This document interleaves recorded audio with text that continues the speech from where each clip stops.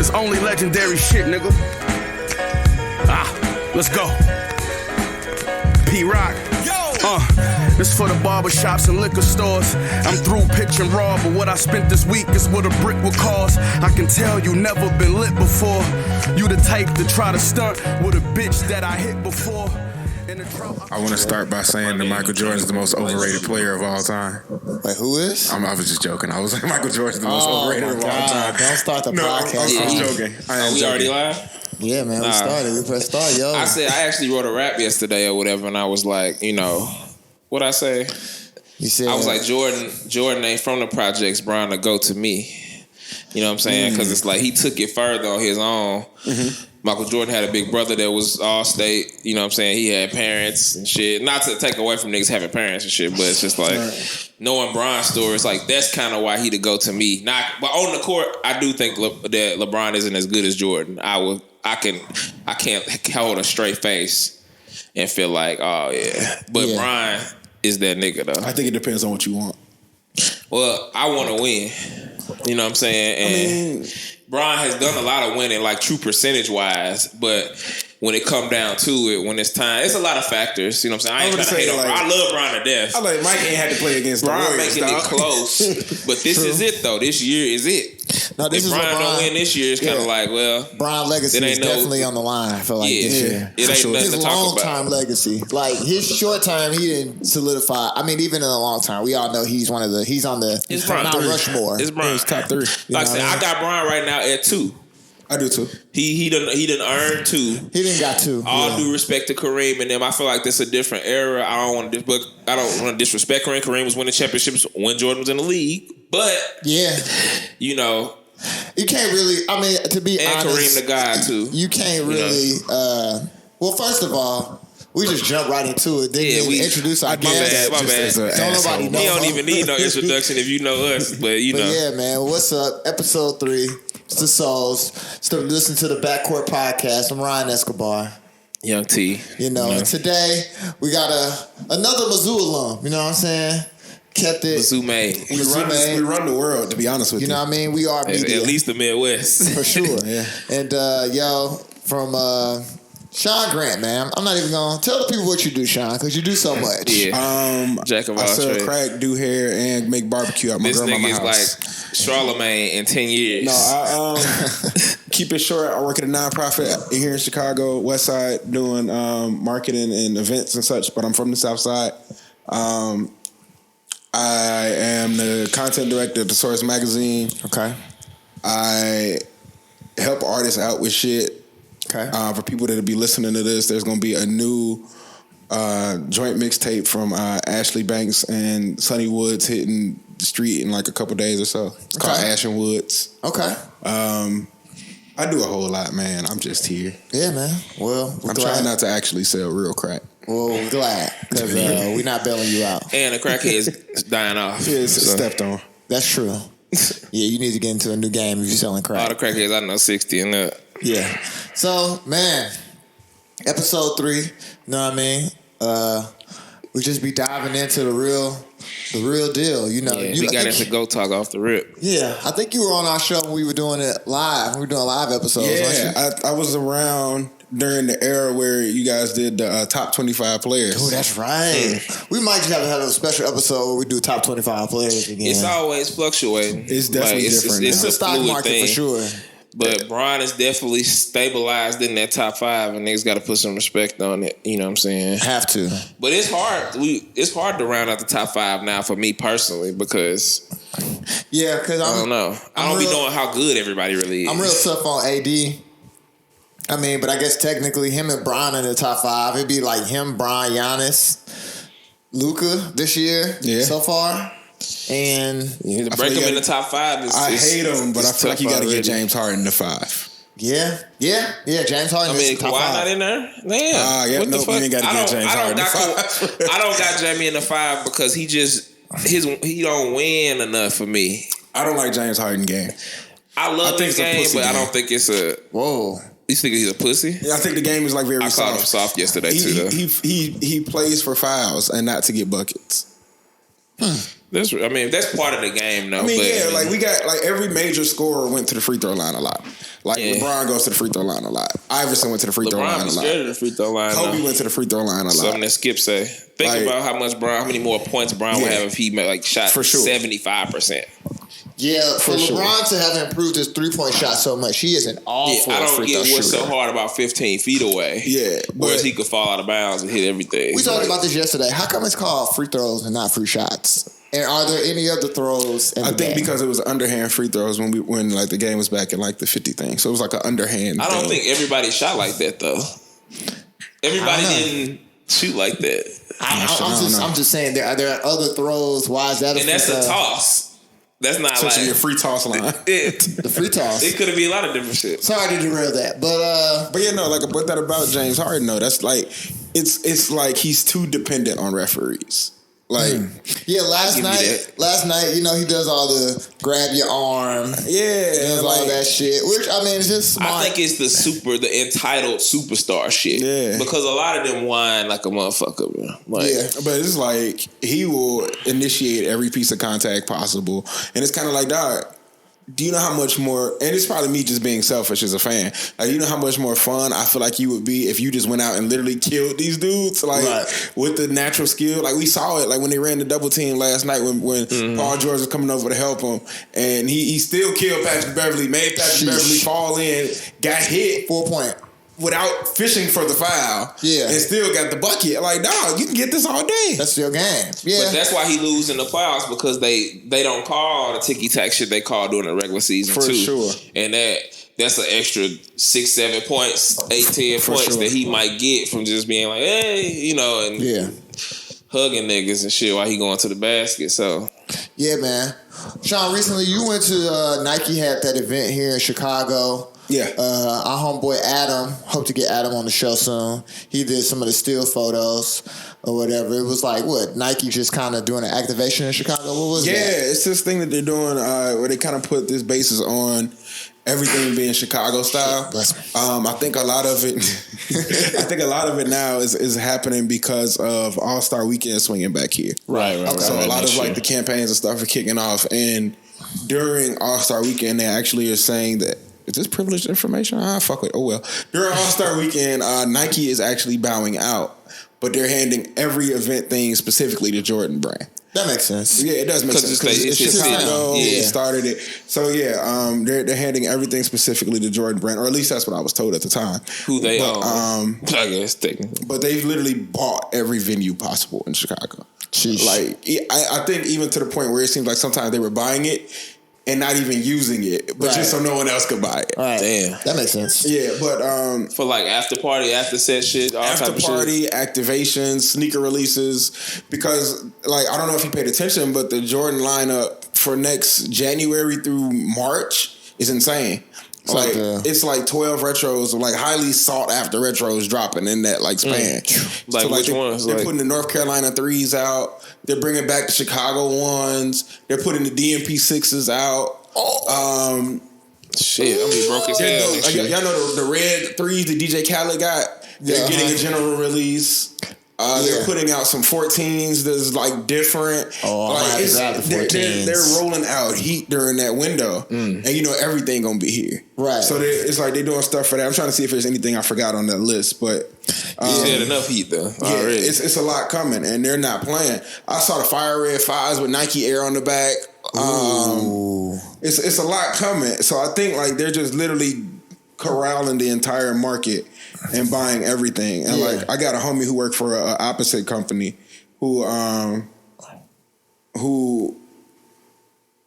was trying like, he's like, can I get a spot here? He like, everything else bought up. Yeah. And I'm like, that's crazy. So then they got like some ones coming that's made specifically for women. They call them the UNC to Chicago, and they're all black with with like Carolina blue heel and a red toe. That's hot. They got black and pine green ones coming out. I saw those. Just everything. Yeah. So it's like they're doing a lot. And then when they're done with that, then they're like, all right, we're going to give you a break. But then they're putting out the Flint 13s in April. And it's like, they're going crazy. They're coming hard. They saying let's get this money. Yeah, it's might as well run it up. So to bring it all the way back, so this was like the start of this. So Anthony Davis was there, of course. Yeah. And they brought in like other athletes from across different sports and whatnot. But AD came here back in the summer and he did like a camp at Kenwood. Yeah. And he said, this is part of me being here more frequently in Chicago because of All-Star and everything else. He said, but I also wanted to connect more to the city where it kind of like made me. Right. So like this was just one of the things that they did. They did it like Chicago style, did a commercial. Where did he go to high school? He went to Perspectives. So it's a charter school. Yeah. I don't even know where that's at. I couldn't even tell you where it's at. It's further out south? Or? I couldn't even tell you. It has to be south just because he's from the south, but I've never seen it in my life. Or if I seen it, I just didn't know that was it. Right. Because it was one of the schools that got more popular when I was out in Chicago and Missouri. Right. Okay. So so I ain't never been in him. After he he 12, graduated, I think. He was 12. He was 12. So, Kenwood get all the shit. I don't know why. It's because it's in a nice neighborhood on the south side, I guess. Kenwood, but Kenwood got like some historic shit to it. Like, coming up as a kid, you only heard about, like, so there was a guy named Dr. Almo who was cool with my godmother, and he only wanted me to go to Kenwood or Whitney Young. Okay. Like, he didn't want me to go nowhere else, just Kenwood or Whitney Young. And this was when I was like 5, 6. So I'm hearing about that then. Damn near. Like, he didn't hoop. Like, he just wanted me to go to Kenwood or Whitney Young. Yeah, that's real. And I ended up choosing neither one. Right. So you didn't go there. I didn't go to neither one. And Kenwood ended up being the rival. You was in walking distance, I guess. Yeah. Kenwood ended up being the rival. But so that's just kind of how it is. Like, those two were always the I guess like the go-tos for like Chicago stuff and basketball. And it's kind of weird because before like this recent Whitney Young run and before Simeon popped after D Rose was there, King was like the basketball school of Chicago. Like we put out everybody. And then it was like, oh, all right, well, we're an afterthought now. Yeah. And it was weird because even in our years, I don't know if y'all heard of him, but this guy, he was in my year, name is Emil Clayton. He was putting up numbers, dog. Like, I don't know. In like a 10 years, in a 10-game span, he averaged like 40, 15, and like 8. He's a guard? Yes, like 5'8". Did he end up going somewhere? No, like he went to Langston University. He had this whole thing with like Scoop Jackson about like, it was at ESPN about why nobody was paying attention to him. Like he was serving. Emil's still nice. Like he live here now. He doing really well for himself. Damn, I think he plays some semi-pro ball for a minute. But yeah, he was nice. And like, in that year, like we had like a nice squad of guys like in that year balling. My boy Mike Dealer was balling.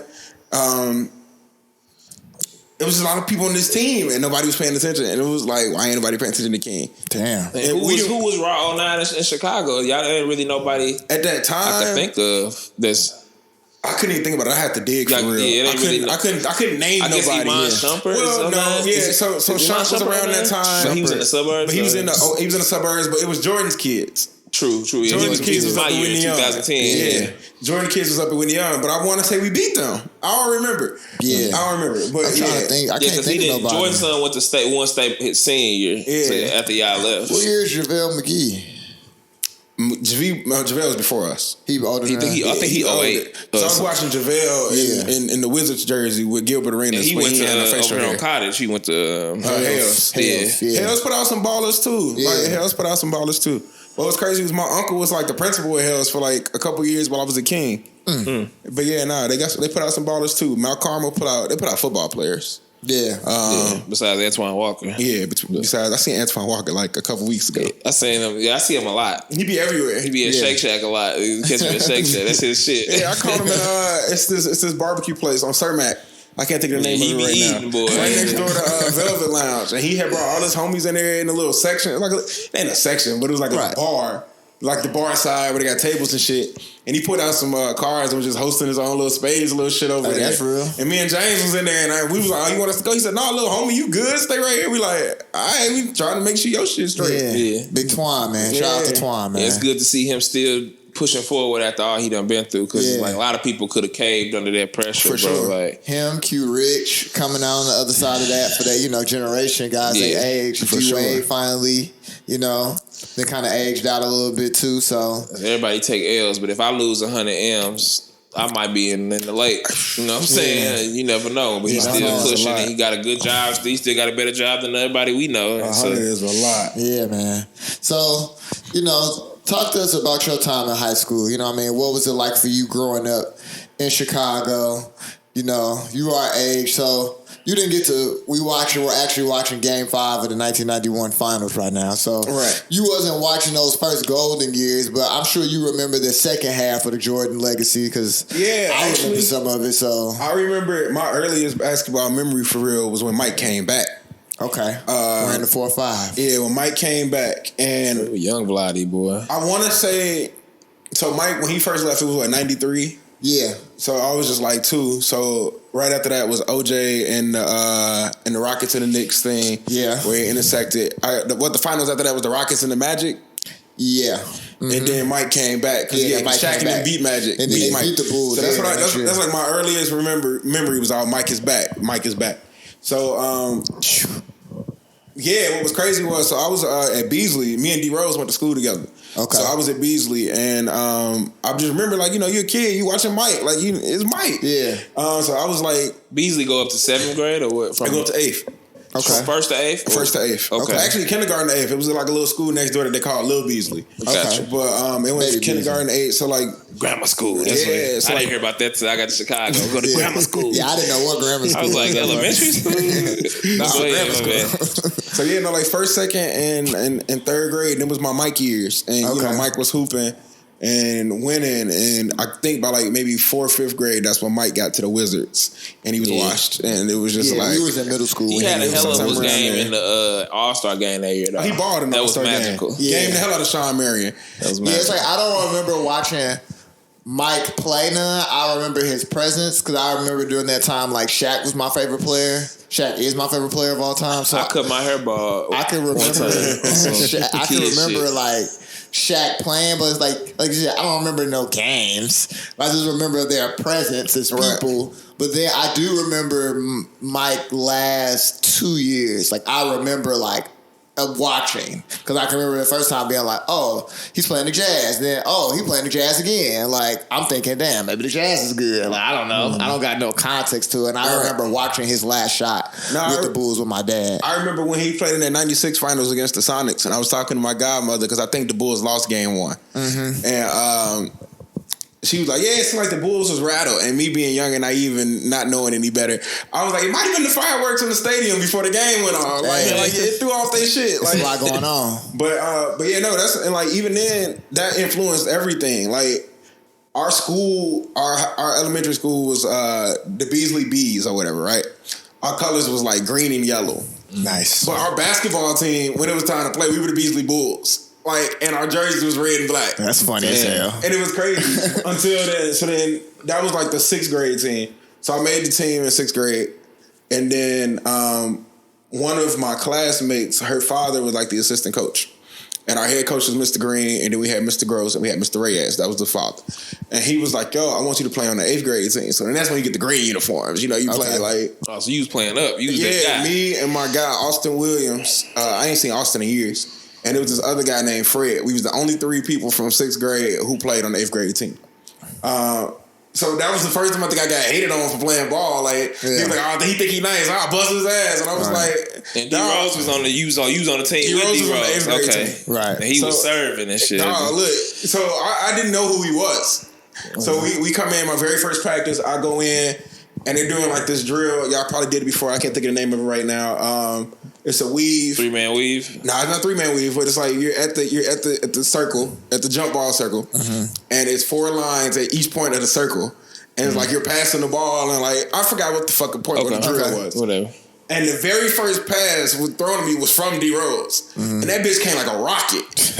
And me being sick, like I was like, damn, like yeah, niggas be stronger than you at 8th grade. Exactly. You was 6th grade, and I'm like, who you is was a he? big 6th grade, I assume. Like, nah, I ain't hit no growth spurt until maybe I got to high school. Okay, so I was maybe 5'4", 5'5", right? Maybe $140, right? And it came to me like a rocket, and I'm like, yo, like, what was this? Yeah, it hit you in your chest. Hit me dead in my chest. Like it made me take 2 steps back. I threw off the line and everything, and I was like, yo, he not normal. What is this? Right. I kept it going or whatever. We had 10 Flowers on the team too. 10 Flowers is also like on the 8th grade team. Okay. And so then we get to playing like a scrimmage. I checked the ball to D Rose. He literally runs me over and dunks. 8th grade. And I'm like, how tall was he in 8th grade? I would say maybe like 5'9". Because I was he only like 6'1". Maybe like 5'9". Like, he was bigger than me for sure. And I was like, him at 6'4" all the time, so he must be 6'2" and some change. Yeah, I think they came out. They did the real ones without shoes. I think D Rose only like 6'1", bro. Flying and like with long ass arms and like dog, like I was like, yo, what just happened? Yeah. So at that point, they put me on the sideline right there because they could see like, yo, he ain't ready yet. Like not even ready yet. Like he not ready today for right now. So it's a lot going on. They like, yo, we threw him in 11. So we threw him into the fire, and I'm like, I wasn't even 11. I was 10. I graduated 8th grade at 12. Okay, so you early. So you born in 90 what? I was born in 91. At the end of 91? I was born September 91. Okay, so you got in early. They pushed my year up because my godmother was a principal at another school. Okay. So she finessed the system and got me in early. Okay. So I'm 10. Like, so you the youngest person in your grade? I'm the youngest person in the grade. I'm the youngest person in the gym. Like, it was crazy. Okay. So when I got to high school, I was still 12. So I turned 13 within like the first week and a half of high school. That's funny. So like when I got to Mizzou, I was 17. You supposed to be okay. So when I got to Mizzou, I was 17. And I turned 18 like the first couple of days like of being in Mizzou. So and it was crazy. And I'll never forget it. So right after that, this is 03 because Chocolate Factory just came out. Remix to Ignition is slapping. Rest in peace, R. Kelly. So they take us on this trip out to Libertyville. It's like a rich ass white school out in the burbs. I've heard of it. All these kids is from the projects, from the block, everything. We go out there, and we play this white school called Libertyville. And I'll never forget D Rose and 10 Flowers tore them boys off. Like tore them off. Like we were up 40 at halftime. Damn. And then they pulled them, and we came back out the locker room. I think D Rose and Tim played maybe for the first 2 minutes of the second half. Yeah. Ran the score up to like 50. And then they was like, all right, y'all out. And then they put like me and Austin and some other people in there. Like, we let the lead slip. It dropped down to like 35. We were still able to hold on and just, keep it going or whatever. And I'll never forget it. Like, we was standing there and all these white kids just kind of looking at us like, yo, them niggas some savages. Like, why they just do us like that? And then we ate their pizza and went back to the projects. And that's it was real. like... That's how you're supposed to do it. That's exactly how it was. But I didn't play high school ball, though. Dang, why not? I went, when I got to King, I think I went to the first practice. Not the first practice, like the first tryout. Yeah. I just didn't go back the second one. And I don't know why. Yeah. And I just kept hooping like outside, like in all different circuits, project leagues, everything else. But I didn't hoop at King. I was real low-key at King. I ain't talked to nobody. Yeah. Like I talked to like Portia, Drea, people we know, but my brother was a senior.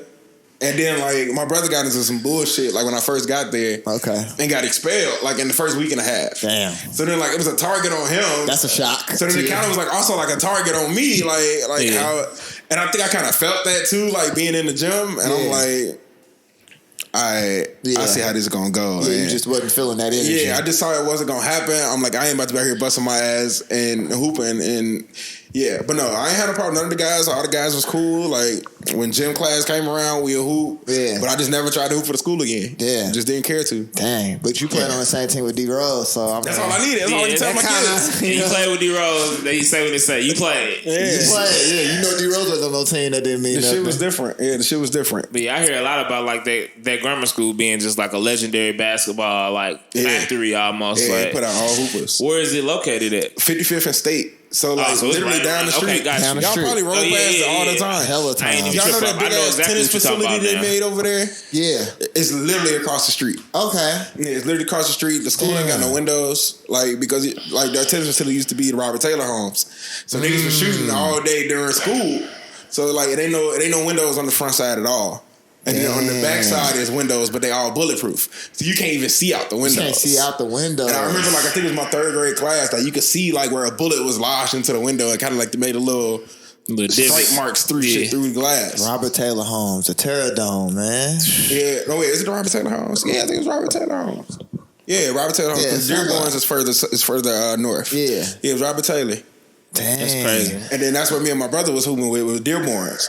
Okay. And then it was different. Like, you hooping in the projects, you go to another nigga project and you whoop them in their project, you got to get the fuck out the projects, like, real quick. Yeah. So, yeah, no, it was different. Dang, that's a whole story, man. You doing all this project hooping, man. I didn't know you was a street ball legend. Street ball legend. That's crazy. And one, this motherfucker. Like. But yeah, that was crazy. And then we had like all our old.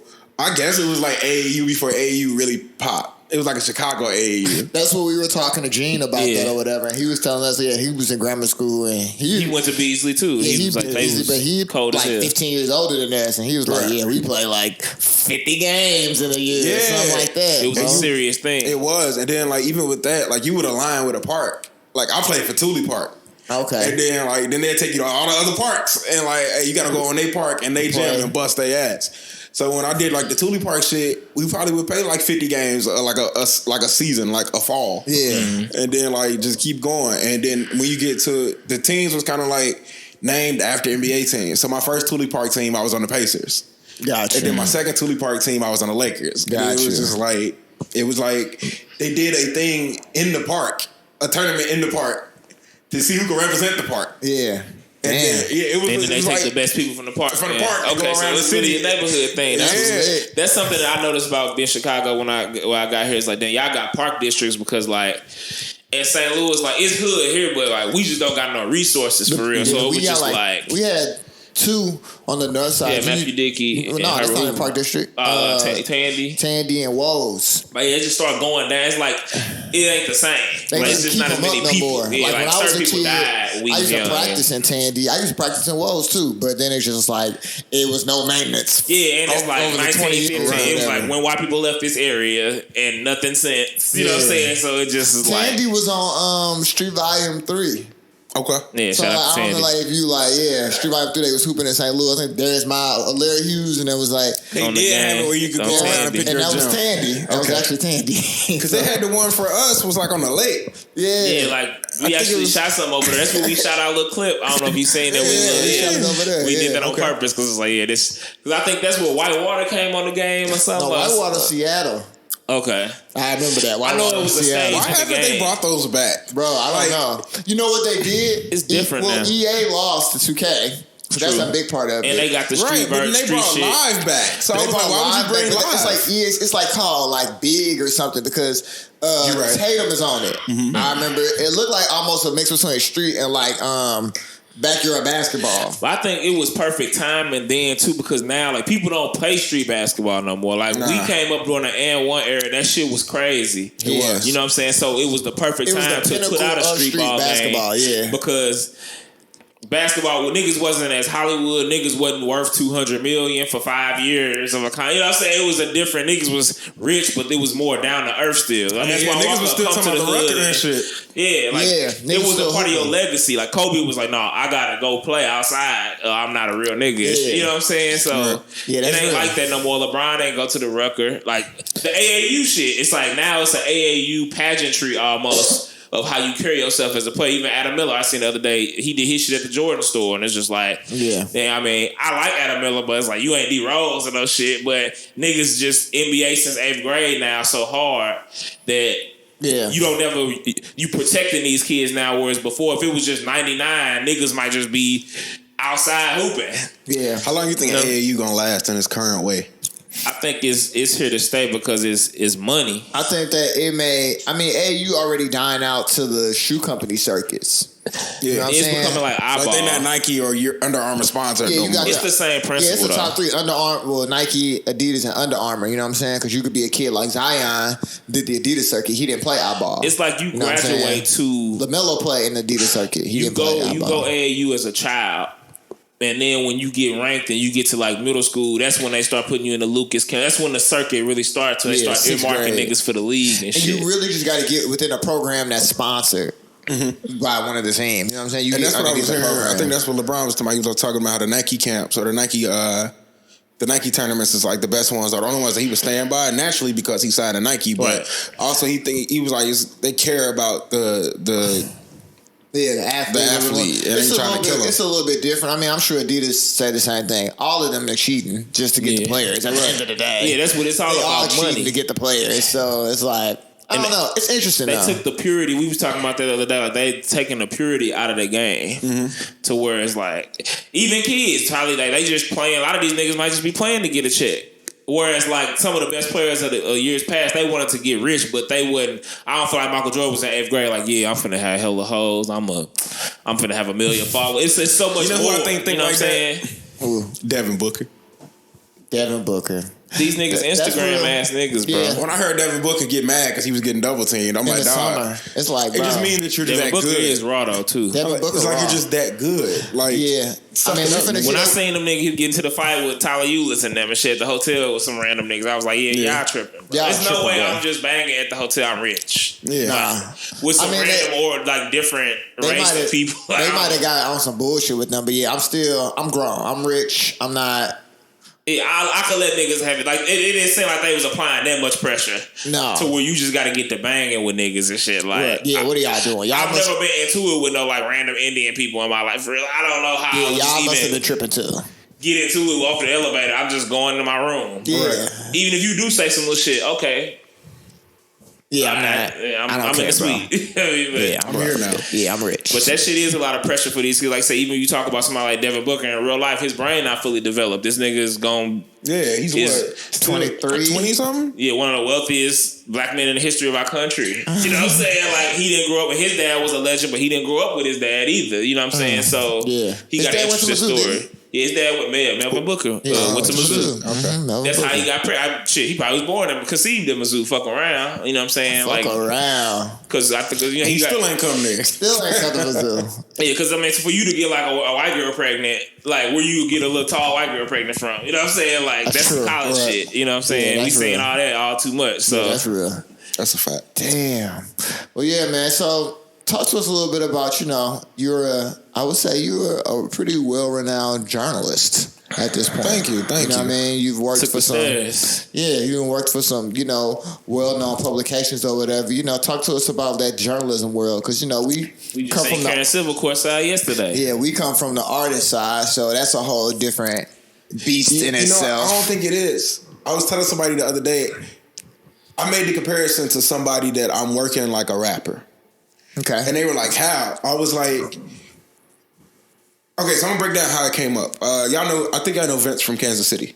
Long story short, somebody had put out a post on Hip Hop DX who was like, what can we change about rap in 2020? I saw that. Some shit like that. I saw that. Yeah. And somebody attacked it like, yo, like, ain't that your job? Supposed to tell us what we need to do and blah, blah, blah.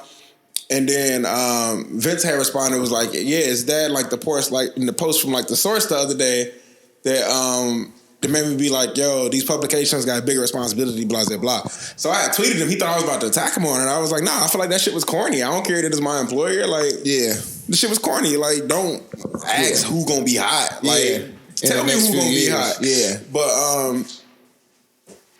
so when he was like, nah, I get that. And I was like, and I say that, to be honest with you, I sympathize with rappers because I feel like I am one sometimes. And what way? And he was like, how?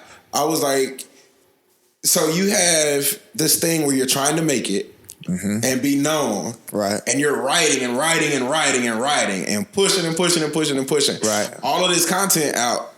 And it could fall on deaf ears or you could build a little following behind yourself. Right. I was like, within that following can take you to the next level and support you, or they can treat you like the homie and be like, oh yeah, that's nice. Right. And just go about their day. Right. I was like, so then to that effect, you can go one or two routes. You can try to stay indie and pop off your own merit and fan base, or you can go to a company, a label, and write for them and get hot then. Yeah. And then orchestrate it to a point where you don't need them no more and you fight for your release. That is the perfect analogy. I can't think of a better analogy, actually. I was like, so here I am. I'm working for these companies. I'm giving them everything. I'm going hard. Yes, I'm elevating myself. Cool. It worked for me, but it always don't work for everybody. Right. So I'm like, I'm pushing. I'm elevating myself. But that's because you had that indie grind, though. I'm getting, You understand the opportunity. This is not your first rodeo. This is not your first website. So it's like I did it the indie way, and then I signed to the label. Right. And then I'm with the label because I know the label could take me to a new level. Right. But I know the label not going to give me all the credit I want. They're not going to think about me first because they're thinking about the label. Right. And then they're going to pay me well because they don't have to. They don't have to. Right.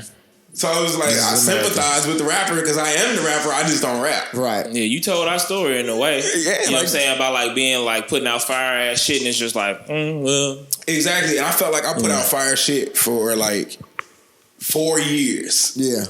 And like none of the shit just was smacking. Yeah. So then like and I don't think for real like the shit really started hitting for real until like the last year and a half, maybe 2. Yeah. I think now it's finally starting to hit. Like, oh, that nigga got that shit, or oh, he got this, or we want him to have this interview. Like I was telling people, I was like, yeah, I'm happy as fuck I got this her interview. Cause Charlamagne ain't got no her interview. Joe Budden ain't got no her interview. That's real. I like they came and found me who ain't living in New York, Atlanta, or LA. Yeah. And gave me that shit. That's real. And she talked about why she ain't got no album yet. And when the album is coming.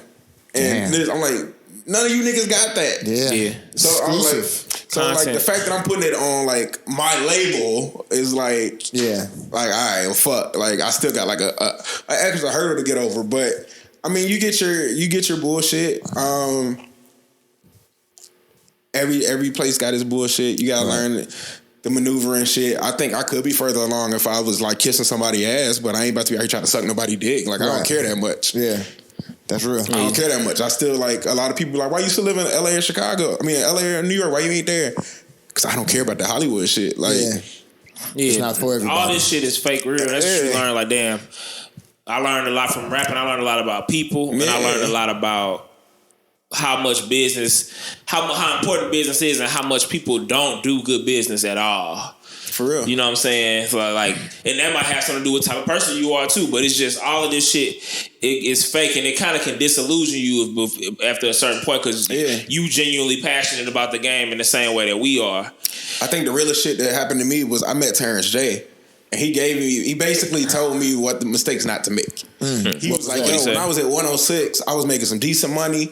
I'm out here kicking it, knowing all these rappers and shit. He said, I went bankrupt. I was like, you went bankrupt? He was like, I went bankrupt. He was like, I didn't do what I was supposed to do, and that's clear my student loans and blah, blah, blah, and this, and this. He said, I went and got a check, and I bought an Escalade, and I was in the club with Puff, and when you're in the club with Puff, you think as a man you're supposed to match what Puff is doing because you ain't supposed to be there on no nigga taking care of me type shit. Like not to make it like a sexist or a gender norm, but like that's kind of like women get taken care of in the club. Right. So he like, so if Puff buy a bottle, I buy a bottle. Puff buy another bottle, I buy another bottle. He said, but he's Puff. Like that nigga's damn near billionaire. Yeah, Puff and he's probably paying for this shit. He owns bottles. Right. He's like, he's a billionaire. I am Terrence J. I just got on 106 Park. Like I got a job. Student loans. Exactly. Yeah. He was like, student loans. And he was like, I went bankrupt. And he was like, so I'm here to tell you, like, he was like, if these niggas invite you out, they just want you to come kick it. He's like, if they doing this, they doing that. He was like, live within like your means and what it is for you. Take care of your shit first and just don't fall into the Hollywood shit.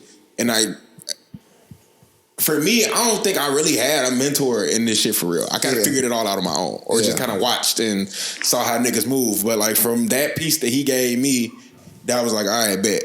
That's some shit I'm gonna get. We ain't Hollywood, and that's how.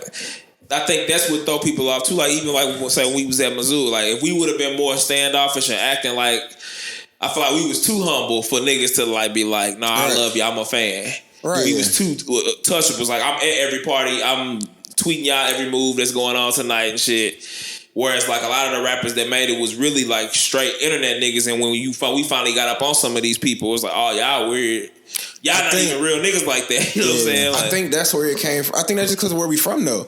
Like if you really look at that's real. If you really look at the niggas who come from Chicago, St. Louis, and Detroit, all them niggas get famous and they still live in Chicago, St. Louis, and Detroit. Yeah, we not fake. Except for the niggas that like live in a city but got too much street shit going on, so they got to get away. Right. Yeah, or your Kanye's or like on the way here when I was listening to the Joe Budden podcast, they called Royce and they was like, "Yo, Royce, what you doing?" He's like, "Nah, I'm just in Detroit."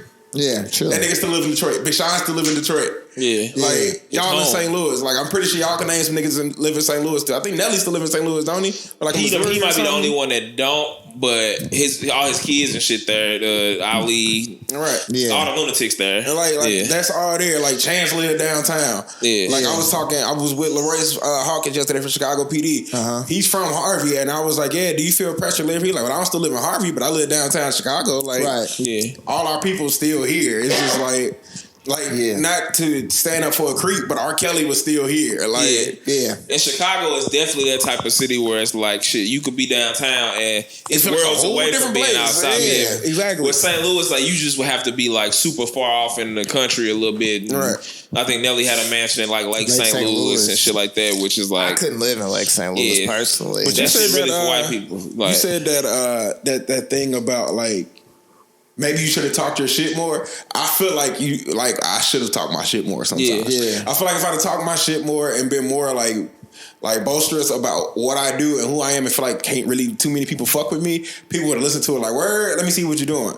Yeah. So like now I kind of like do that. Like what I was saying with the her thing, I was like, yeah, I got a her interview. None of you niggas got that. Right. And the niggas was like flocking to it. Like, what's up with it? And I was like, niggas really do answer to that cocky shit. Like, why you think Kanye just talk crazy all the time? I think that it's a mix of that, but I think looking back at the time, like, you know, we were just paying our dues. Yeah, for real. Because the reason that we can even do all the things that we're able to do now, the new things that, you know, we've talked about off, you know, the mic and what new stuff that we're trying to get into, you know what I'm saying? During that time, we had to pay our dues because to a certain degree, it was just like, you know, the truth was the truth. Yeah. You know I don't regret not making it and getting up on people. Like, say, when we was doing it, at the time, you could feel like, I don't feel like I ever hated on Chance and no shit, but you could feel like, damn, like, do I not rap better than this nigga? Like, what's going on? You know what I'm saying? But then when you get up on us coming here and meeting everybody and getting to see for ourselves, it's like, oh well, yeah, my dad just didn't help Obama become president, and my life's just hella different. It's reasons why niggas are where they at. Right. You know what I'm saying? And some of it do be luck, some of it do be other shit. Like,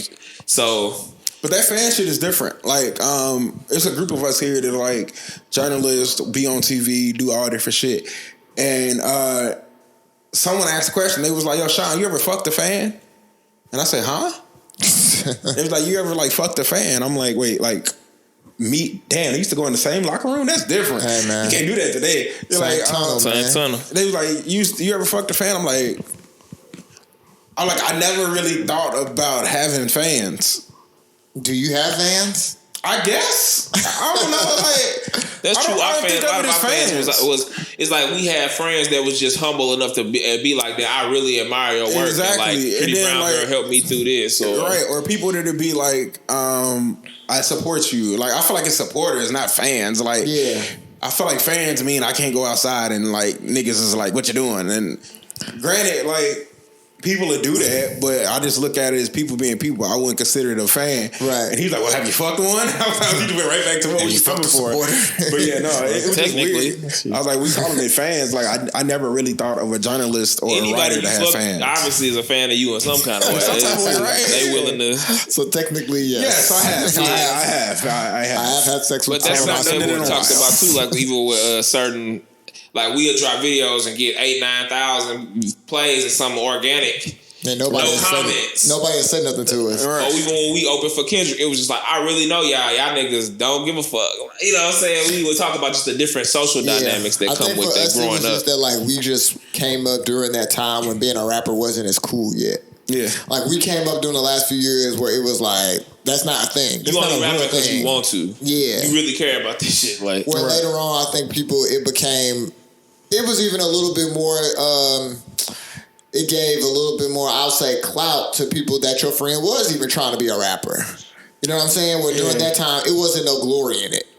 The bar for entry was lower. We were still too. passing out CDs. You couldn't make it just like now. It's like if you a silly. I think post Chief Keef is when it was like, oh well, maybe anybody could make it, right? Because it was just like this nigga did nothing. Like, he was living his life. And now he fucking with Kanye. And you know what I'm saying? It wasn't really, that's when it first started being like, oh, well, this nigga crazy. Now he a millionaire. Yeah. Whereas everybody else it was more the blog era then. Niggas had to have a publicist, had to move around, do certain shit. Chief Keef and them start skipping that shit. Was just like, nah, we hood. Like, yeah, we hood. We just on because we just hood. That's our hood kind of put us on. And that's interesting. That's an interesting dynamic. That was a new thing. And then we came up too also when the game had broke. Right. That's something that a lot of we was talking about, like, the millennial generation or the older millennials got caught in, where it's like the oldest millennials, some of them, the best rappers, end up getting through But then it's older. Yeah, but like for niggas our age, the only niggas that made it was ASAP Rocky, a little older than us. He might be 2 or 3 years our senior. No, he not. I don't think so. 30. Yeah, He 30. 30. ASAP 30. At least 30. So he's an 80. I mean, he's like more like 88, 87, 88. So I'm just saying he like Drake age and shit. But like 90s born niggas like Chance, Tyler. Tiger had been on he was just in the industry. I'm talking about niggas that just made it from nothing, like going to high school, then now we in the industry. Yeah. Nobody our age made it because of the blog era. Maybe Casey Veggies, you know what I'm saying? Rocky Fresh, they kind of made, but you know what I'm saying? That's just some LA shit overall. But nobody made it to where it's like, damn, our kids would know who they are. Right. Yeah. And so we like a lost generation. There's a lot of cold niggas we know our age that just couldn't get through. Yeah, they just getting through now. Like people like more like a lot more New York niggas are finally like getting through like Dave East type niggas. Y'all like Dave East? I don't necessarily like his music. I don't either. He's one of the people I think can rap, but just can't make an album. Yeah. I think Dave East can rap. Him. Yeah, I like Dave East as a person a lot, but I haven't had a project of his that just made me be like I said, it's more social now. It's like he only Nas gave you the plug. You from New York? You know what I'm saying? He a decent looking nigga. He tall, boom. It's over. He did have a couple songs he was spitting. Yeah. But he not putting no career together. You know what I'm saying? Like to where, like you said, I can't even name his projects. And I love rap. Somebody told me that he would be much better off if he decided to pivot into acting. Yeah, but acting ain't as easy. I actually have been in a scene. Me and Ryan have both been in one of his acting scenes. That's true. In a movie, Chicago-based movie show. Right. He not no actor. I can say that. I think they were saying it off of the Wu-Tang thing. Okay. But I think it's easier for a rapper to act as a rapper. Yeah, true. Because it's like, you just being yourself with a different name and a different backstory. Just be a hood nigga. Go. It was like, Ryan, be Lil Wayne. All right. And that's what I'm saying. That's the only acting he really could do. I think Chance needs to go ahead and act. I heard Chance depressed now. I hope he come out on the other side. I don't know why Chance must really don't got no friends because his shit been kind of huff to me. So for him to just realize that he huff now is like, shout out to Chance, man. Yeah, shout out to him being like the richest nigga born in the 90s that don't hoop or some shit. But like, for real, you ain't like nothing on what was it called? Big Day? I'm not gonna fake it, bro. Like, I didn't even get all the way through. I didn't really enjoy Chance 3 as much as everybody else did. I like Chance 3. It was like maybe a couple songs that I fucked with. Call it this right name. Okay, my bad. Book. I liked it better when it was going to be Chance 3. But like, I like Coloring Book. I liked a few songs, but the replay value as a project, no. I admittedly have to be in the mood to hear it. He had some big songs up there. I was proud of him. It was a great moment. Yeah, the campaign was a great moment. And being in Chicago, seeing he put that together flawlessly. Like, that was a flawless execution. Now that I think about it, I actually do like Coloring Book. But for the features that he had and shit, it's like, I should want to listen to that shit more than, it's not better than acid rap. I don't know why he just became like a TikTok rapper all of a sudden. Money. I mean, okay, yeah. Let me rephrase that. I do know why. I think there's a handicap in having your classic being your first album. Because it's like you already know you can't satisfy whoever came into loving that so much. I don't think that's true because he could have. Chance. What he showed is that he was a true artist, and then it seemed like he stopped being an artist and started just doing business. And I feel you, but he made all his money. He toured the world, got rich 3-4 times off one project of being a great artist. And then from there, you got to think about that's him. That's. And this is all speculation. I could be wrong about the motivation of it. But acid rap touring was just money touring. That's my support of my fan base touring. Yeah. So now we're at this, like you said, TikTok, poppy rap, Dorito commercial. Yeah. Them bags is different. Like, that Doritos commercial, fuck around, could have been the gross of that acid rap tour. But I'm just saying, he was happy touring the country doing what he did. Like, that shit was all pure. Like, that's the last rap shit I seen that was pure hip hop. Where it was just like, damn, like, he at the little college radio station. I'm following his career. Now niggas finally starting to give it to him a little more. Like, from 10 Day to that, his growth and shit is like, it ain't really been no more growth. Yeah. Outside of his life events. But as an artist, I don't feel like, with me being an artist too, you know what I'm saying? I think within that too is also like, it's much to be said about the life events. Yeah, he was learning to be a man in front of everybody's eyes. Not only that too, but like when I first listened to Big Day, I was kind of like, what is the concept here? And then originally, I was listening to Charlamagne, and he said when he heard Big Day, he thought Big Day was in reference to this is finally my album day. And then when I listened to Chance's Breakfast Club interview, and he says, no, the Big Day is actually my entire wedding day. That's what I'm saying. So like the first song is like how I woke up and felt, to the reception, to the skits of people telling you how you gotta have your life together. And I guess that put me in a different way of like listening to the shit. Yeah. And then I was like, oh, all right, I'll fuck with it. Like, not fuck with it in the sense of I'm about to put it on repeat like I had Acid Rap or give it the spins that I had coloring. It's a concept though. But it made me put like a different set of ears on when I heard it. Yeah. Okay. And then, like, it's a couple things on there that, like, I just really, like, fucked with. Like, the Slide Around joint with Dirk and Nicki. People won't admit it, but Dirk is the 2019 Chicago MVP. No, yeah, Dirk been going crazy. I heard he put out a good song with Future the other day. He did. And St. Louis, Dirk is God. And what is that, Love Song to the Streets 3? Yeah. That shit was fire. But he's back to the wall, too. Yeah. Yeah, he's fighting for his life right now. And then, like, that shit with, like, his feature on Wale shit, fire. Like, he was getting off. Everything he did with Nicki Minaj this year, no more. Nicki Minaj's best songs came because of Lil Durk. And I'm like, damn. I'm so glad Nicki Minaj done, bro. But she'll be back. I will say on a positive tip, though, Chance is the most humble person I've met in the industry. Oh, for sure. For sure. That's why I can honestly say that. That's why it made me wonder sometimes, like, how much of a hater are you as a person just to hate this man?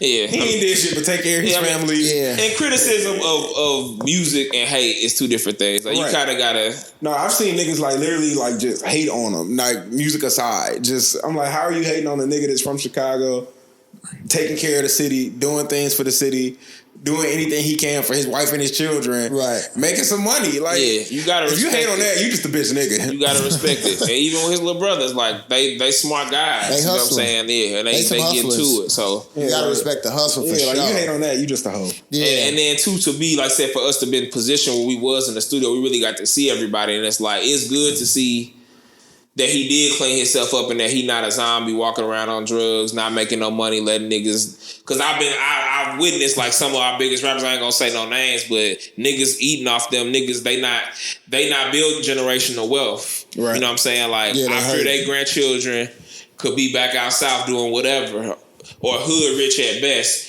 But it's niggas that's supposed to be household names. Whereas like you say, a nigga like Dave East, for these niggas to be head and shoulders better than him, he getting money. Yeah. You know what I'm saying? These LA niggas get money. That's what hurt me about my Midwest guys. Is like my Detroit guys, St. Louis, that's a lot of rappers, millions of views, and they just still where they at getting shot at, and they not getting no money outside the streets. Yeah. And that kind of hurt my feelings to see niggas like not know how to do their business and only care about drugs and hoes and not to stir the conversation in a different direction. But this is how you know that the Lakers was facing the wall, because Magic Johnson pulling up from three like he was Larry Bird. He just hit a three. He pulled up another one on a fast break like he was Larry Bird, dog. Magic knees didn't bend. Like, God, I'm looking at this man, I'm like, yo, Magic was really older, out here. but it's like he still was fast, though. He came down on the break and threw that dime. That shit was nasty. And I could tell at this point, so young, I could tell at this point that Magic's knees was done. Yeah, his knees because done. he does this thing where he lands, where he does like another mini jump after it to kind of like stabilize himself again. Nah, them knees was hurt. It wasn't no nutrition back then, man. Them niggas was fucking the entire Magic was done. But then I'm looking at this and I'm like, oh yeah, the Lakers was down 3-1 in this series at this point. That's why Magic pulling up with nah, this is desperation. This is it. From everywhere. Yeah, this the game. He knew it was the end for him too. And they playing pretty decent. Yeah, he knew it was. They lost this game, didn't they? Yeah. Mike got them out of here. Yeah, Mike got them out, clean up out of here. And I was like, yeah, they knew what it was, because the way he's landing, he knows this is the end for me. Like, not even this team right now. Like, specifically me. So, let's talk about 34. The Bulls. You were part of the. Oh, they give me a headache. You were a witness, just like us. We'll get to LeBron. You've been true to the kingdom for a long time, like us. You know what I'm saying? Right. But man, as a Bulls Chicago native, Bulls fan, I feel bad for y'all, man. I used to fuck with y'all too. I feel bad. You mean specifically about this current edition of this team? Yeah. How do you feel this season? I'm going to tell you what my problem was. Coming into this season, I was being very optimistic of the Bulls. Okay. And the reason why I was doing so, I never liked the trade that got Jimmy Butler out of here. Okay. I didn't like it. Okay. And I know why it happened. It happened because we got a whole ass front office. True. And they wasn't finna pay Jimmy. It wasn't even about paying Jimmy, because the Bulls will pay some bullshit. It wasn't even about paying Jimmy. Yeah. It was about they didn't want anybody as strong-minded as Jimmy that can undermine what they're saying to the press and the general public, which would compromise their position. Yeah. That's what it comes down to. Which is what? Which is like the basketball operation, John Paxson and Gar Forman. They just want to be untouchable in that position, and they're on the hot seat. The way that the Bulls have operated for years, the Bulls are a notoriously cheap team. Right. And since Mike in '88, but they be profiting like a motherfucker no matter what. Top 5 team every year, no matter how bad they suck. Top 2. What they knew is that a new era of Bulls ownership was coming in, as Michael Reinsdorf, who owns the Bulls and the Sox, is getting older, and he's handing everything over to his son Jerry Reinsdorf. Okay. I'm sorry, Jerry is the owner. He's handing it to Michael. Right. Right. And this is my own thinking, that they knew that at this point I have to put a winning product on the floor. Okay. And if I have to put a winning product on the floor, it has to go my way and be something that I built, so I keep my job secured. Okay. So let's think about the progression, and this is me just starting in like the middle of the post D Rose transition into the Jimmy Butler. Yeah. Jimmy and Rose, they weren't the best of friends, but they weren't like we hate each other. Right. Professionals. Right. That whole team blew because Noah and Jimmy didn't get into it. Because the way they got into it, because the way Noah looked at it, it's always supposed to be D Rose's word first. Right. And then we go on beyond that. But we all saw the escalation of Jimmy to be the best player on the team once D Rose's knees wasn't it no more. Right. So it all blew. At that point, they had a decision. Either we get D Rose out of here and Noah and blow all this up and go around Jimmy, or we try to hang on to D Rose, see what's going on. They made the right decision. Yeah. We got to roll with the fresh, younger superstar legs. Yeah. Then they made the dumb decision by getting aging Wade.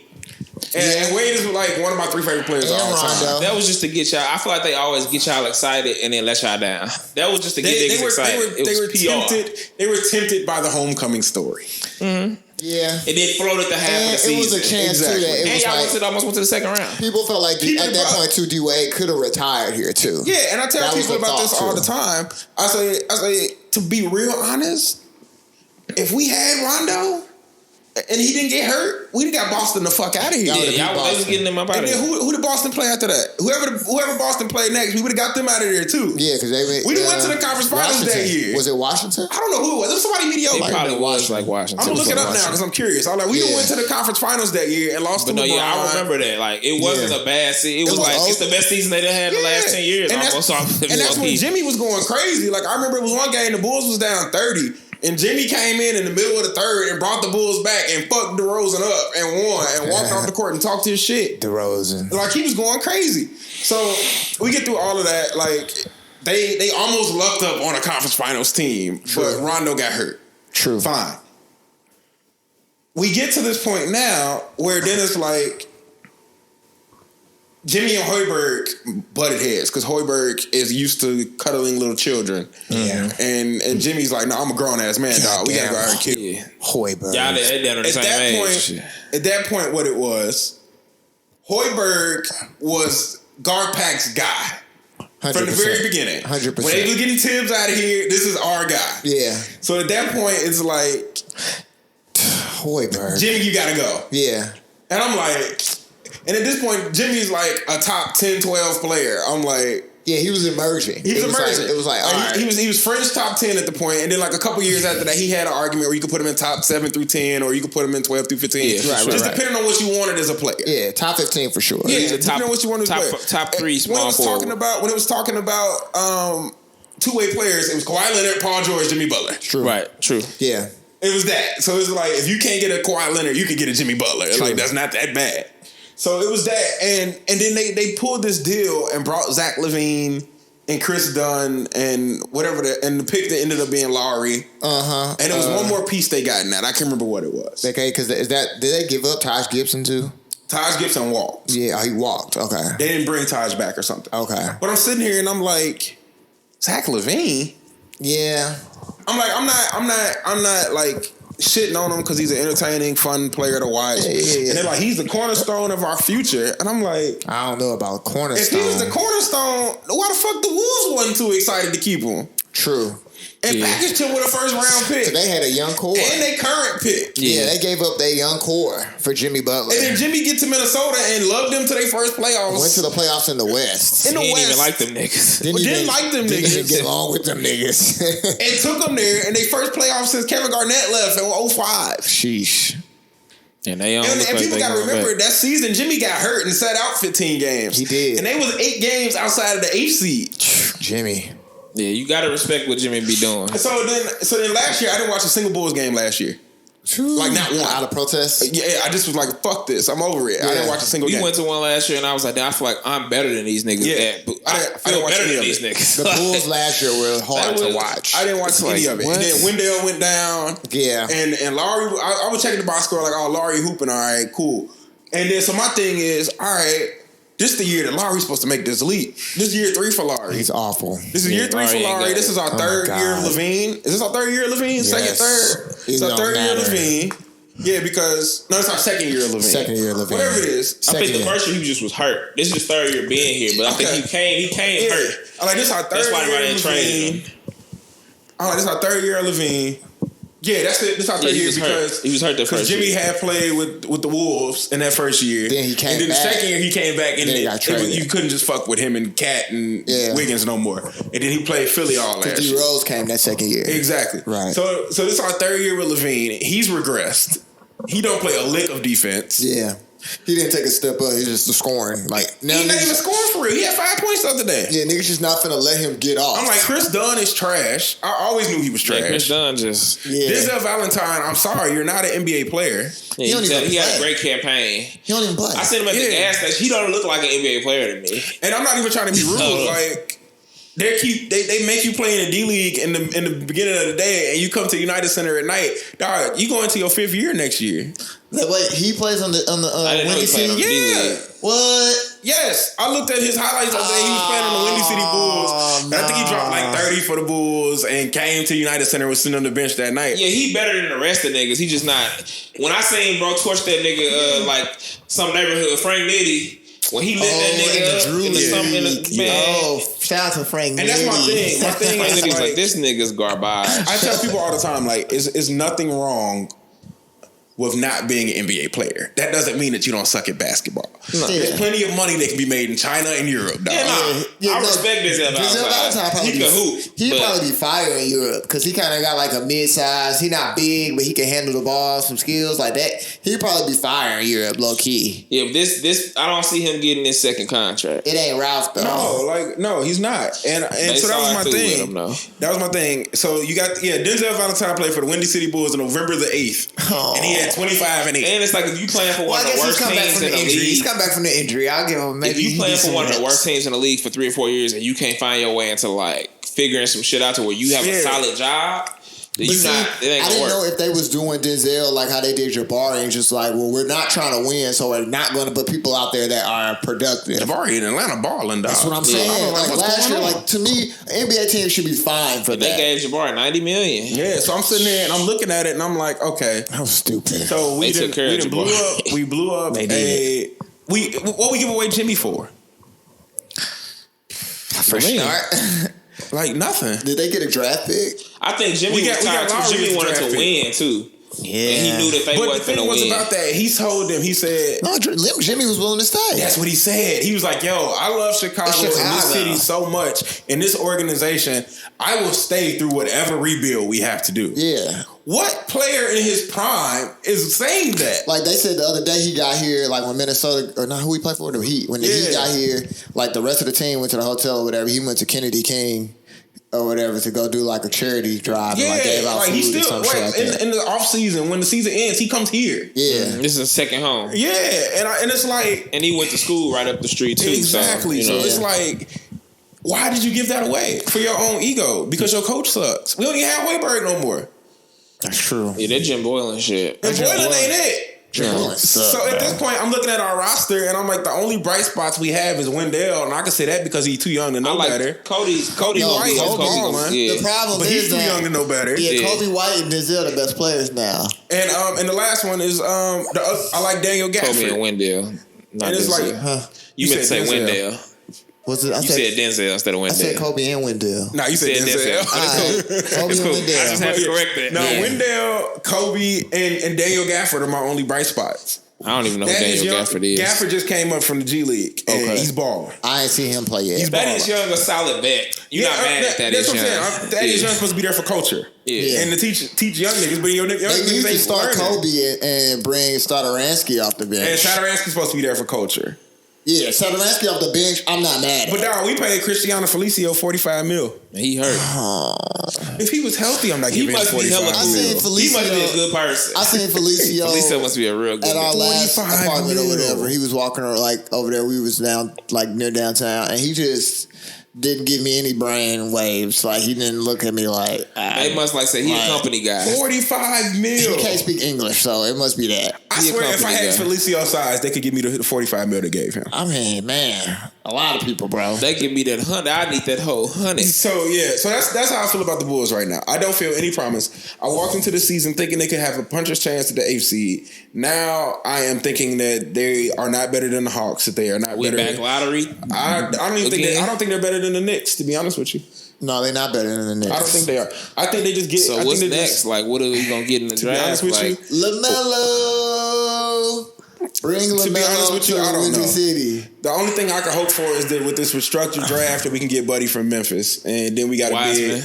Then we got a big that can go up there with Carter. With Carter, Hell but then no. you got to act what you're gonna do with Lowry, because the way the Bulls set up, they're not gonna give up on Lowry when he's entering the 4th year of his rookie Yeah, they year. gonna have to just get another guard. I want Kobe and LaMelo, baby. I'll take Kobe. I'll take LaMelo. I'll take LaMelo. I'll take Cole Anthony. Cole Anthony, Hey, the raw. Bulls got but they Cole just got another Anthony. point guard, so it's like, how you gonna have two good point guards? that don't even make Exactly. sense. From North Carolina, you can't draft the same nigga the next year. Yeah, that wouldn't make sense. Even though Cole And Anthony then, so I the guess shit. you got to try and go for a swing man. You got to go for a 2 or a 3. I don't even see none. It ain't none. Yeah, I don't see Yeah. none. I mean, LaMelo, the closest thing you'll get to a 2. And I think it's Yeah. embarrassing. 'Cause he's I don't think. 6'8", I don't think you're gonna just give LaMelo the key. Like you can play him on the wing. And I personally think it's embarrassing. Like, we're gonna be the first All-Star city in at least 20 to 30 years that don't have an All-Star representative. In 20 to 30 years. Go look through like the history of the All-Star. Every Yeah, host he's got city has one. had an All-Star. Oh my god. Yeah, Zach ain't that. Oh my god. That's disgusting. And for it to finally This come back to nigga gotta be in the Chicago, dunk contest. for it to come back to Chicago for the first time in 30 years, and we don't have a no representative. And shit, he might not win a dunk contest no more, but niggas might be used to it now. Because it's like, when you keep doing it over and over, it's like, it don't be as razzle. Yeah, I don't think it like- don't be as entertaining. Exactly. Even though he is the most entertaining nigga most entertaining niggas I ever seen dunk. Yeah, I don't know. I think niggas Zach- don't want to just keep see him and Aaron Gordon like him and Aaron Gordon 3. You know what I'm saying? Like, it's like, damn. Hey, I don't know. I'm about to look it up now to make sure that I'm not lying I about don't this. know. Yeah, the dunk contest is gonna be good this He year. gotta do it though. But I don't know what's new. All right, so last year the All-Star game was where? Charlotte, wasn't it? It was in Kimba. Charlotte. Kimball was an Kimba was all-star. there. Before that, it was LA. So okay. So you got like who played in this game? Blake Griffin or Chris Paul, maybe? Like, yeah, like somebody was in there. From Before LA? that, it was Smoothie King know. Center. That was Anthony Davis. If Chris Paul and them was there, there's somebody from LA. Was In there. Kobe still in the 2018, league? Kobe might have still been there. what's No. 2018? When Kobe retired? 17? I don't know, when did Kobe retire? I think so. I think he's been out a few years now. Hold on, Damn, I gotta LA look didn't this have up. no All-Star. I gotta look it up now. I just got to the team. Did he play with Lonzo? Kobe? No. He retired the year before Lonzo, Yeah, right? he played with D'Angelo. With D'Angelo Russell, right? In 2018, was there a representative? Shout out to D-Loaded, man. Yeah. All right, well, that's 2 of them then. There was not a LA All-Star that There year. wasn't no LA All-Star. And not on the Clippers? Nah. Because Blake kind of was like What year hurt. is this? This was 2018. Blake was hurt. Yeah, there was not a LA representative. Blake was gone. Blake was Okay. gone. Yeah, he was at Detroit. Because that was the year they thought Lou Williams was going to be an All-Star. And Lou Williams didn't make the All-Star team. And then before that, it was in New Orleans and Anthony Davis was there. Yeah, The year before that, it was Toronto and you had Kyle and DeRozan. The year before that, it was in New York with the Barclays. Who was on Barclays? Brooklyn? Then? Nobody. Ain't no all-star on that one. So your theory is all the way off. All right, well, never mind. There goes that. It still is a shame, though. But for it to be Brooklyn, LA, and Chicago, that's not good. That's not good, dog. that almost prove your point. Oh, no. They had one. Who? Because the New York one, they did it in both the Garden and Barclays, and Melo was still on the Knicks. Damn. Technically, yeah. And Melo started in that game. Shout out to Melo for being back, man. Shout out to Melo for being back. I want to know. I mean, I don't want to keep dwelling on this, on none of this, like the cap and all that shit. But there's so much shit going on that's like current events that we just ain't talked to you about. Yeah, man, we got to get into it. Let's get into it. People be on Stephen A. head. I'm not feeling how niggas coming at Steve. So Melo, I'm glad Melo's back. I don't really have too much to say about Melo, except it was some bullshit that he wasn't in the league. And I also feel like the reasons that people was against Melo, because people will say something like, "Oh, he doesn't play defense." Who's playing defense in today's NBA? Nobody. I mean, if y'all just don't want him in the league, just say that. And he a Hall of Famer too. But don't come at him like. And what's crazy is I love Bomani Jones and I listen to High Noon every day. But that was one of the things he was playing on. He's like, who is he gonna guard? And I'm like, who is anybody guarding in the NBA? I'm like, you can name the handful of defensive players. He's a Hall of Famer too, right? So niggas was I think they tried to Allen Iverson him, and it's like for sure they punished him because this that first group of guys that took their own power on some hood shit for sure, or to a different level. But also like the platforms is available for them to speak. Like when they was doing that shit to AI, it wasn't nowhere for AI to talk. True, like you had like to 05. You had to live with the league narrative at that point. But yeah, no. So I'm happy Melo back in the league. I felt like people was some bitches and they tried to dick Melo and after his first game, they was like, "Oh, he didn't perform that well. He shot 4 of 14." I said, "Carmelo Anthony flew to Portland. He didn't practice. Got off the plane. This nigga got didn't kids. practice. Hit the first 2 shots. Walked into the gym. They gave him a jersey and said, "You starting tonight." No practice, no training camp. He still went 4 for 4. Like he got what? He had 15 or something. And that was a bad game. Anyway. It was a bad game. Dame didn't play. I'm like, it's your first one, and he came out here and he gave Giannis a couple buckets. He had 18. I'm like, yo, let him get his legs back. Like playing in the gym and then walking in the NBA gym is not the same thing. Man. Yeah, it's not. It's not the same thing. He did not compete against a Giannis Antetokounmpo. He don't even know these He did players. not compete against a Brandon Ingram. He generally don't even know these players outside of CJ McCollum. Like So- he don't know Anthony Simons. Exactly. Yeah, true. Exactly. You So know, like They grew up watching him. Yeah, I want them to get Melo like just some time to work out. I think the Blazers are gonna make a push for that 8th seed. Okay. Just because Dame Lillard is too much of a dog not to do it. Nah, he gonna make and a push. The Suns, as hard as they started off, they've already fell back to 500. Yeah, the Kings not necessarily. And there's somebody inconsistent. ahead of the Suns too who I don't believe in. I gotta look at the standings. I looked at them last night. Okay. And I said, I don't believe in neither of them teams. Yeah, because I mean, let's see. Yeah, let us know where Dallas is. Because I mean, Dallas is 5 right now. Dallas is 5. I'm not sold on Dallas. I'm sold on Luka, but I'm not sold on the rest of them for real. I don't think KP gonna get his legs back enough. I think KP is just a solid. He's an above average starter. KP's a very good 2-man. He's above average starter in the league. He's not gonna be no like perennial all-star. He might be able to get it a couple times if they good enough. Maybe under the Politics Act, Right, yeah. He might get it if they just like winning 2 seed 1 year or something like Yeah, that. but it's not gonna be just only because of him. Yeah. But he could get on some 1-2 he's punch. a very good. Yeah, maybe he'll get better next year. He's a very good supporting guy. I forgot this was his first year back. It's his first year back, and he off injury, and he been getting jumped overseas and shit. And there's been a lot KP going on. was fighting in Europe, bro. They caught dude lacking. Luckily, overseas they don't be shooting niggas and shit. They would have probably got bro up out of here on some gang shit. Hey. For them to want to like make them bleed and shit. You know what I'm saying? That was serious. Niggas don't be making niggas bleed. Nah. But yeah, I don't. You really did some shit. Yeah. I don't trust Phoenix enough. I mean, Yeah, I don't. They coming down to earth now. they're making some strides. They're People that just team- surprised. Oh, y'all can play now. Yeah, niggas taking them serious now. They were that team that started off strong, Yeah. and people were like, "Oh, they're turning the corner," and it's like, no, they made some strides to be better in the future, but they're not there yet. Yeah, they got Rubio. He's just serviceable, but yeah, okay. Yeah, it's like now you gotta. Okay, I gotta take these little niggas serious. Okay, we gonna beat y'all now. We didn't know y'all was. We was playing with y'all. Yeah. But you can put this as the Jimmy Butler stand in me, but I believe the fuck out of Miami. No. Yeah, they playoff now. If Kendrick Nunn gonna be this good, Tyler Hero and Duncan Robinson, Adebayo, and then Jim just being a baller. Justice Winslow could just kind of do and him. the East week is and Dragic coming off the bench. Dragic, niggas forget Dragic is cold. Dragic was an all-star. We seen Dragic go crazy on Phoenix this year when they played. Yeah, he's an all-star. So speaking of Melo, I'm gonna catch his game at the top of the year in Miami.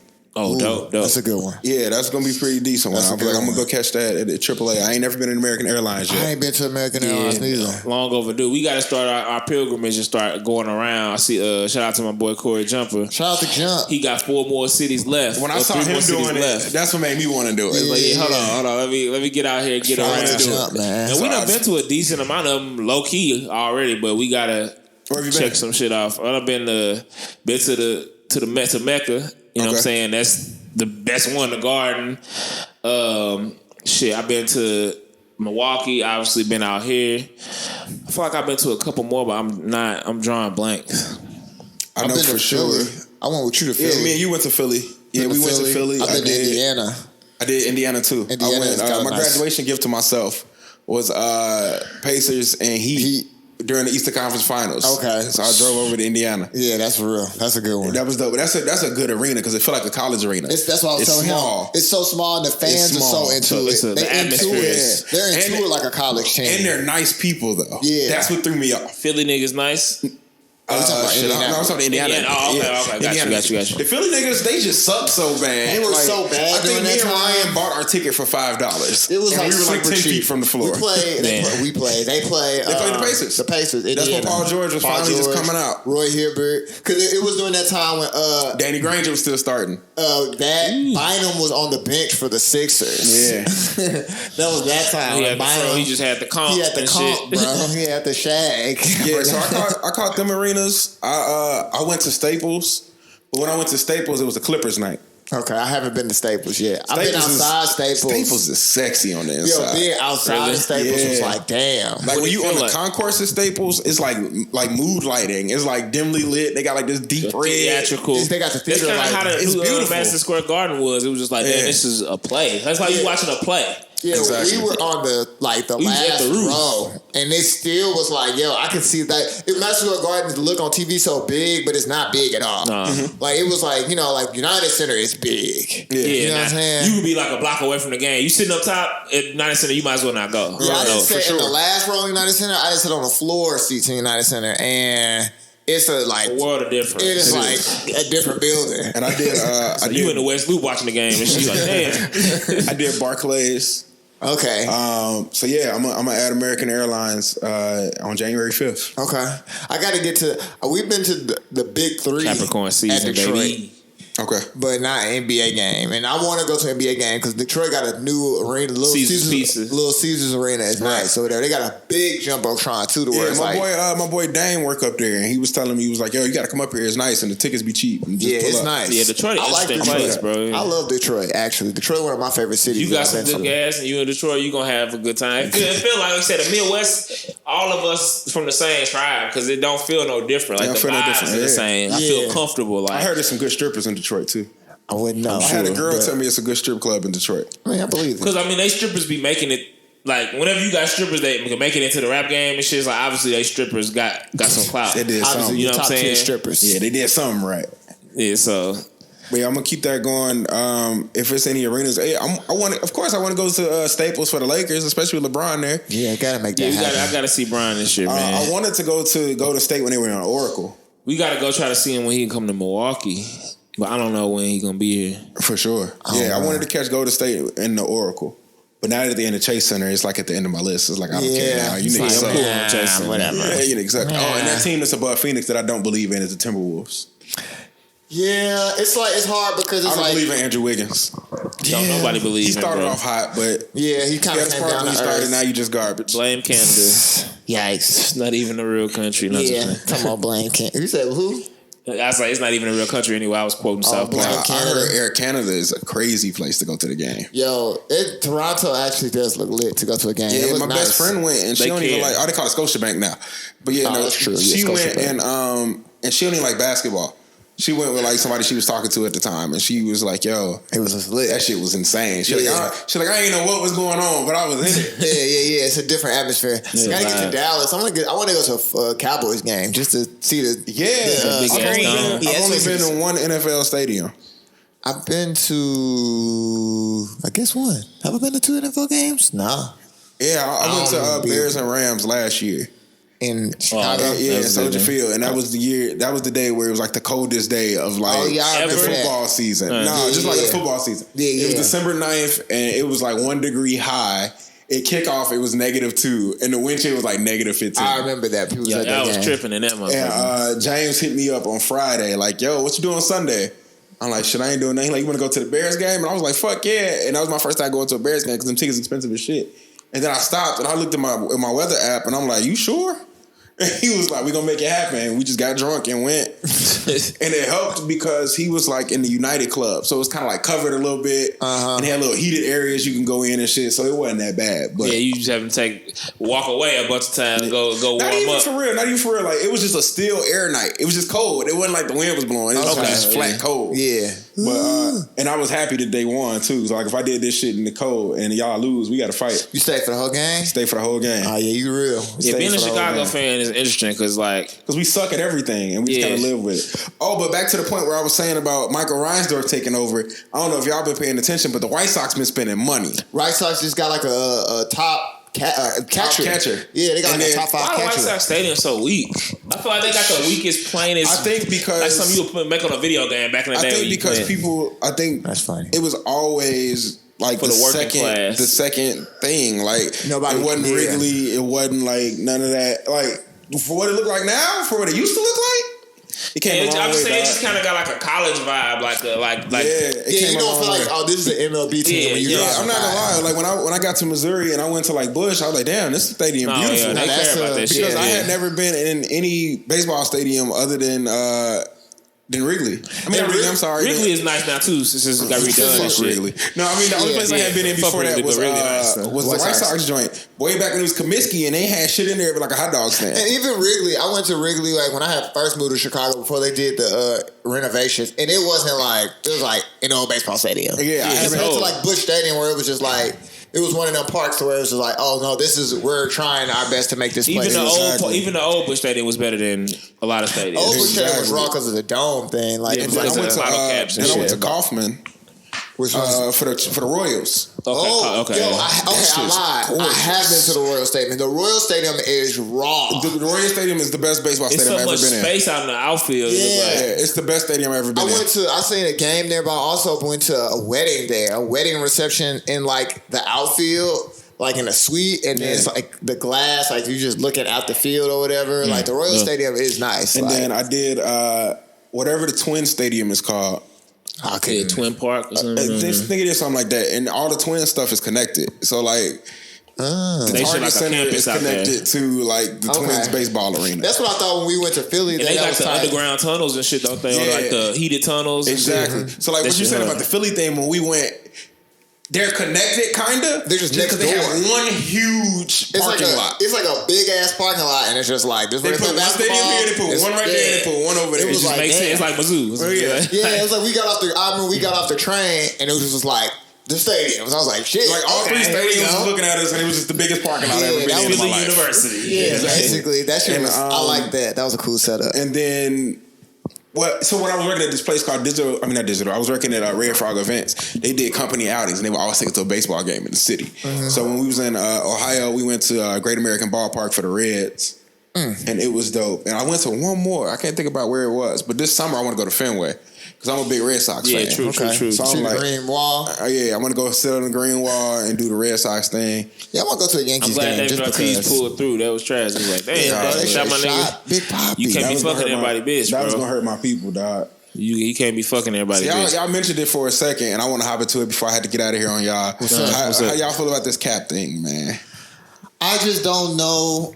We talked about Jamal with it the last episode. I understand all his gripes. I just don't know if he really wants to play or not. Because it's like, even beyond just this workout, if his whole thing was just showing that he could play, it's like with technology and stuff, like how Melo did. Melo just was like, I'm working out all the time. I'm putting it out there, and that helps the conversation. Exactly. If you really want to play, his activism and all that other stuff, I think that's a whole separate conversation for whatever. But like, if he wants to play in the league, there's so many tools now to where every day he could just be streaming live my workout on YouTube, and millions of people will watch it, and the conversation will go. So it's like, I don't know. For him to cancel a workout 30 minutes before, make it 50 miles away, that just doesn't seem intuitive to playing for the NFL. So I have to break this into a couple of ways. The first thing is certain things I could tell you about the situation that I can't just speak on the record. Okay. Just from like hearing and seeing and working on certain things that have made me feel a certain way about various things. Okay. The one thing that I can say about this whole Cap thing from being a fan is I think a lot of what he was doing got deflated by his desire or his spoken desire to still want to play in the NFL. Okay. Because then it's like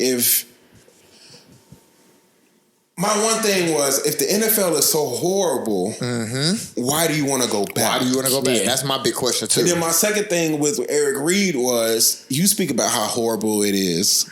Why do you want to stay? Right. I mentioned this in a conversation with a group of people, and sure, they're grown men. They have the idea to their own decision of what they want to do. And when I was talking with some guys about it, I was like, why? They were like, the checks are good.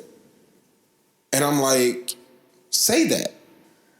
I'm still here because this is giving me the millions of dollars that I need to take care of my family and to do these social justice initiatives and this and this. Yeah. If the money is good, cool. Tell me that.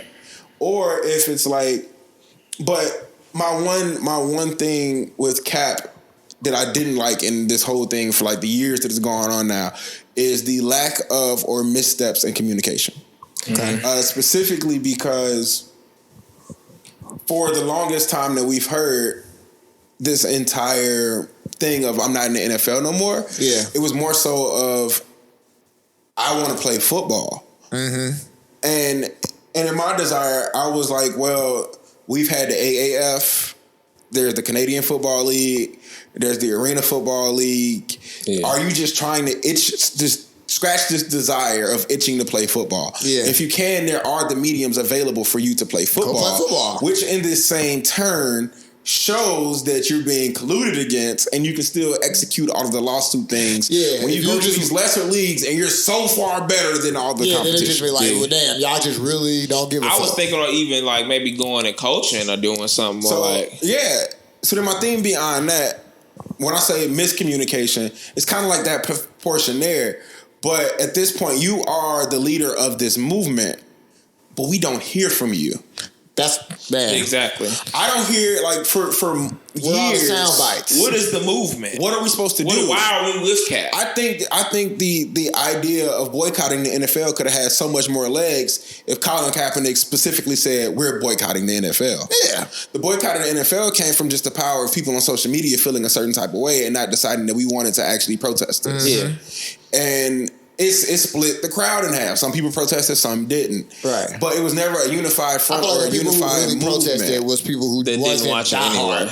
Yeah, and it wasn't it's too emotional for me. It wasn't a unified movement, front, plan of action, discourse, everything to like actually say what we're doing. Even to now, like I don't know. And now I can agree it may just be because of the terms of his settlement agreement or the NDA or whatever, which is where he was like, basically tell the world what you did, opposed to like this. But like before that, it's kind of like talk. Yeah. Let us know. Because I'm down with Cap. Like I get it. You were concluded against. They held you out your position. You have a wrong. They mistreated you. The NFL is racist. I get every single bit of that. Yeah. But I think it did a disservice to the movement of not being able to know what's going on and what happened. My thing is that you started this movement, but almost reluctantly, because he didn't know none of this shit was going. He didn't know like I'm gonna take this knee and then this is gonna happen and this is how it's gonna shake out. And so now he just found himself as the face of something, where I do think he was getting more in tune. Everybody, with all the shit that's been going on post Trayvon to Mike Brown and shit, have been getting more conscious. And I'm sure being a mixed man, his identity has been in question and shit like that, or he had to figure out who he is. But I'm just not into conscious movements or people not really that conscious. Yeah. You know what I'm saying? Like, just because you fake woke on Twitter or you like know some shit about slavery, that don't make you Muhammad Ali or, you know what I'm saying, or shit like that. So that's my only gripe, is just like, maybe you should fall back a little bit or just do what you gonna do off the field. Yeah. And it is kind of like, and it made me look at it like, all right, come on, dude, tell me what you want to do. Like, what are we doing? What are we actually supposed to do as a unit? Like, we're all supporting you. We're here. Let's do it. Let's go do it. You. And like, to this very day, I support Kaepernick. Like, I would want to see him back in NFL if that's what his ultimate desire is. Yeah. Actually, I'll take that back. I don't want to see him in the NFL. I'm done. The reason why I don't want to see him in the NFL is not from an ability thing or against his dreams. I don't want to see him playing and making money for the man who for years and to this day, because I do agree that there were certain things about this whole rollout that was shady. Yeah, but 100%. I don't want him to make money for this organization that tried to hinder him. Yeah. That's why I don't want him to play in the NFL. Me, as a fan of the 49ers and the Bears, those are my two teams my entire life. I love Kaepernick as a football player. I think like he's amazing. I think he can do good. If like all of this was aside, I want him to be in the NFL, but I don't want him to be back in playing for these same ass white men who were saying, you're just a nigga who don't make no difference. Right. I don't want you to subject yourself to that no more. That's fair. Like, yeah, and that's something too about the situation. Like, what are you outraged about? I wouldn't even probably took the damn interview if I was, you know what I'm saying, for how it played out. I might have just been like, yeah, I'm cool. But yeah, no, that's where I'm at. Like, but I support him to the very end. But that, if I could ask for one thing that I through this entire thing, I just wish that he communicated more about what we should have done. Yeah, or what the proper course of action is, or whatever the case may be. Because there's other like players in the league who I feel like could benefit from knowing what we should do. Yeah, or what's like appropriate for us to do, or what steps we should take. But and that's where Hov was trying to step in. But on the vaccine of it all, it's a bunch of fuck shit, y'all. That's all I can tell you. It's a bunch of fuck shit. Yeah, we tell us that after. Well, we gotta go ahead, tell her what we gotta do before we get out of here. We like to get, we want to know if you got your fantasy team, right? We need your top 5 each position, and then we need your top 5 artists. Okay. Of all time. All right, all time. So this top 5 in each position, is this just of who you I could think is overlap? The best? Your top 5, or is it my top 5 favorites? Your top 5 favorite, your personal top 5. It could be, you could have 2 centers, 2 point guard if you really want to. Okay, I was going to ask like your team. All right, my 5 favorite players of all time. If I'm putting a team together, who I would want to see play, and of course I think they're gonna win because these niggas gonna make it happen. Right. At my point guard, I'm putting AI. Okay. At my AI done made all the teams every episode. So that nigga cold. AI is cold. AI is my point. I'm putting Wade at my 2. Ooh, okay. Flash. I'm putting LeBron at my 3. Okay. At my 4, just because I want some defense in there too. Yeah. And I know he's still gonna get buckets. My 4 will probably be KG. Okay. My 5. Actually, I'm going to rearrange this a little bit. Okay. I am rearranging this. KG going to be my 5. Okay. I like that. I want a lighter 5. I'm going to put Bron at my 4. Okay. And I'm going to keep AI at my 1 and Wade at my 2. But my 3, damn, who am I going to put at my 3?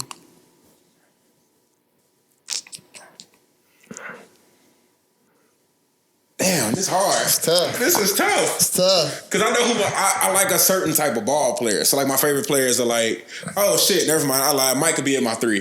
How did I forget about Mike? Yeah, I was waiting. Forget about Mike. I was like, is Mike going to be the first list? Mike didn't make? I forgot. Yeah, Mike is at my 3. Mike and AI, they made all the lists. So my problem is with Mike. I think of Mike so godly that I just don't be putting him in anything. You don't want to exclude him.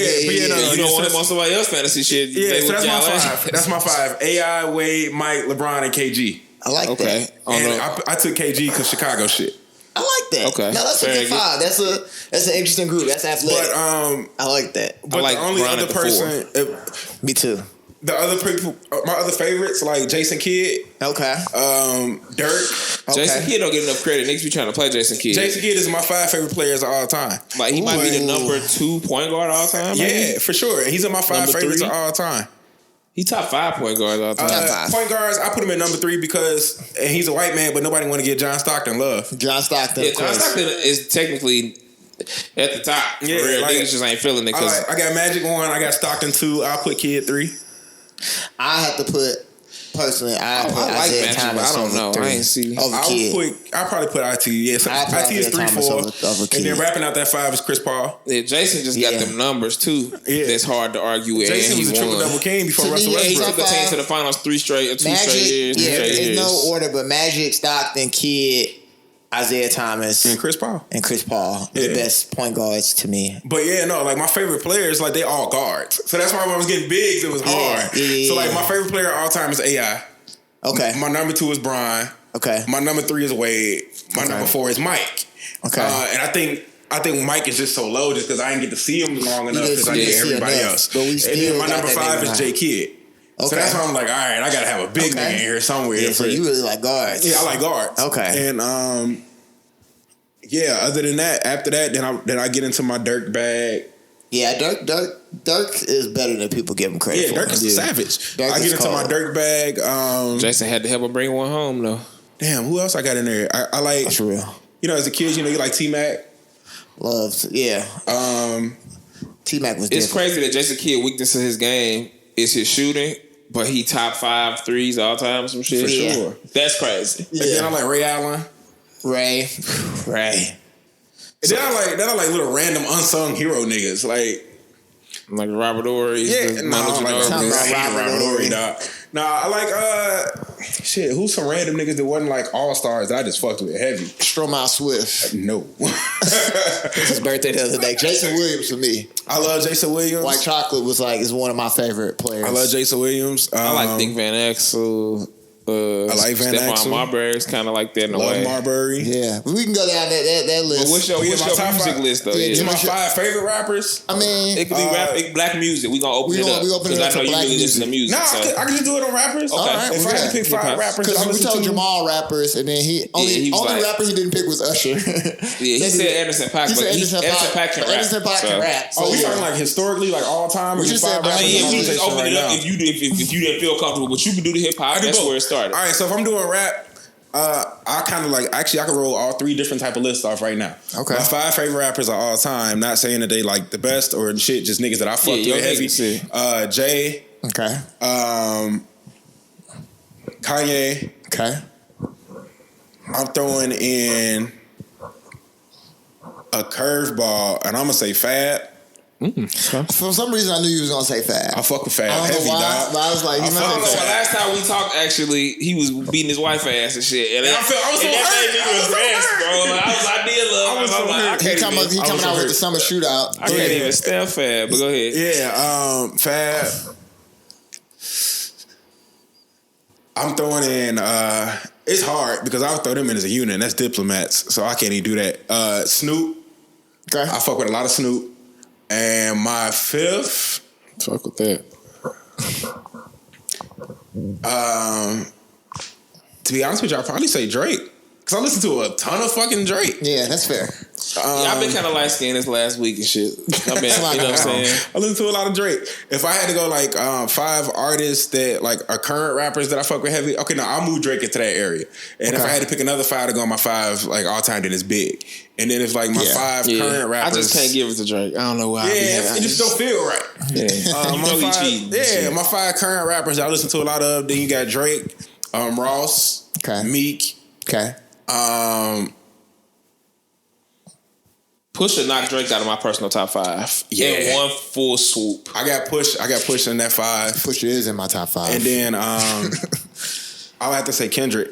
And I feel bad for leaving Cole out of there, but I ain't like Cole last couple shits. Yeah, Cole has been depressed since Mike Brown for real. Yeah, he's resurging now. Yeah, he just went away. He just said that I was watching some DJ Premier stuff. He's working on stuff, something now, right? And he went away. He did the Diamond song for Gangstar. They put the video out first because he was like, that was going to technically be the second single, but he told Premier, he was like, I'm actually about to go into hiatus. Like, I'm not to... I'm going hiding. Yeah, he's like, I'm not about to do nothing. So it's like, we actually have to shoot this video now. Otherwise, it's just not going to get done. J. Cole got to cut his hair on niggas and come back on some... Yeah, I think he for real is. And then, like, just artist overall that I just have to have in my life every day. Anderson .Paak, for sure. Okay. Who I listen to a lot of right now? Sir. Yeah, you big on Sir. Yeah, I listen to Sir heavy. I can't really get... I listen to... I respect it, but it's not I heard your phone call earlier. Listen to Sir now. Okay.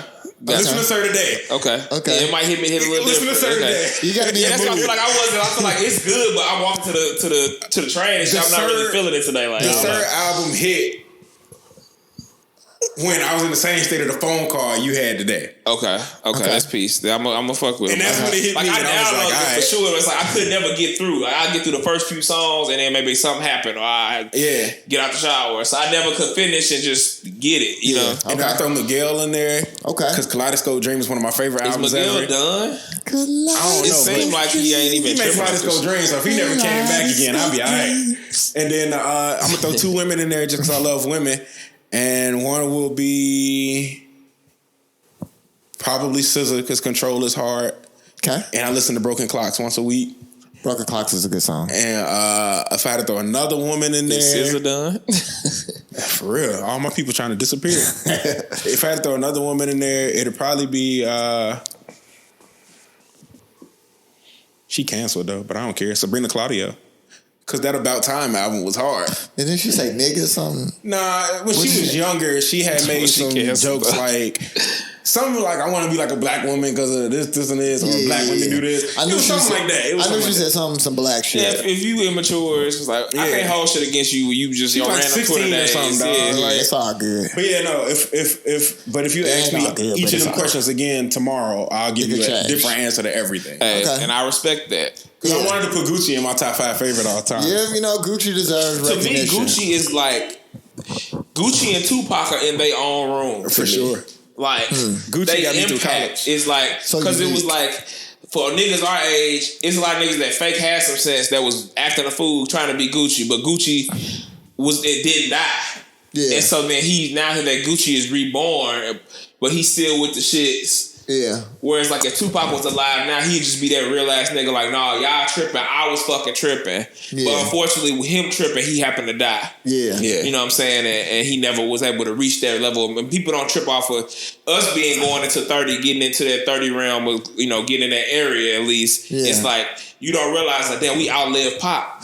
You know what I'm saying? By a decent amount now. Even in our 20s still, you feel me? And so it's just like you get better perspective of how young he actually was. He was young, like he was tripping, but it was like he was a baby though. Yeah, he was young. His brain just developed. My little cousin's 23, 24 and shit. It's like they not doing shit. They don't know nothing. You know what I'm saying? I also wanted to put Dom in that top 5 list too. Oh hell yeah, Dom, my personal top 5. Dom, bro. I listened to Never on repeat yesterday, bro. Never do much talking. But when I mentioned him earlier, I think when it's all said and done, Meek gonna be in my 5 favorite all time.